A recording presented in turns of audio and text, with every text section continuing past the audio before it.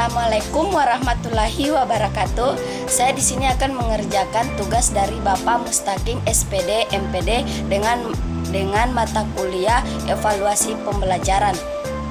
Materi saya kriteria instrumen evaluasi. Kriteria instrumen evaluasi. Analisis kualitas tes merupakan suatu tahap yang harus ditempuh untuk mengetahui derajat kualitas suatu tes baik secara keseluruhan maupun butir soal menjadi bagian dari tes tersebut. Dalam penilaian hasil belajar tes diharapkan dapat menggambarkan sampel perilaku dan menghasilkan nilai yang objektif secara akurat. Jika tes yang digunakan guru kurang baik, maka hasil yang diperoleh pun tentunya kurang baik. Hal ini dapat merugikan peserta didik itu sendiri.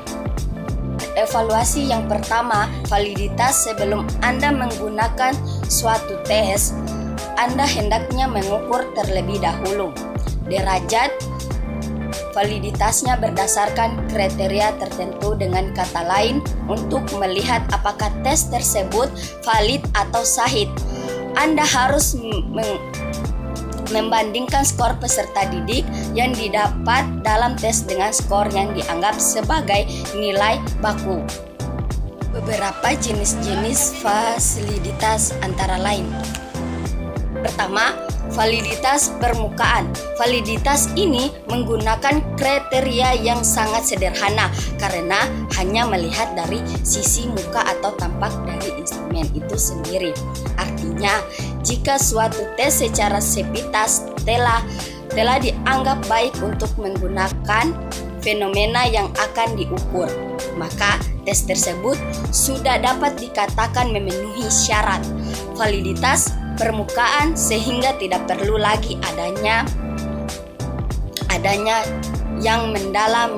Tes isi sering digunakan dalam mengukur hasil belajar. Tujuan utamanya adalah untuk mengetahui hingga mana peserta didik menguasai materi pembelajaran yang telah disampaikan dan perubahan psikologis apa yang ditimbul pada diri peserta didik. Peserta didik tersebut telah mengalami proses pembelajaran tertentu.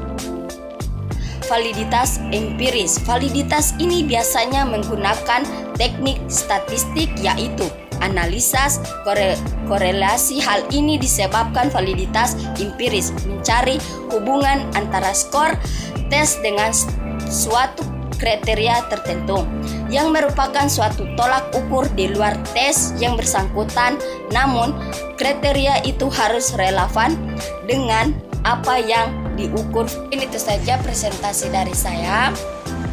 Lebih dan kurangnya mohon dimaafkan. Saya akhiri, billahi fisabilil haq, fastabiqul khairat. Assalamualaikum warahmatullahi wabarakatuh.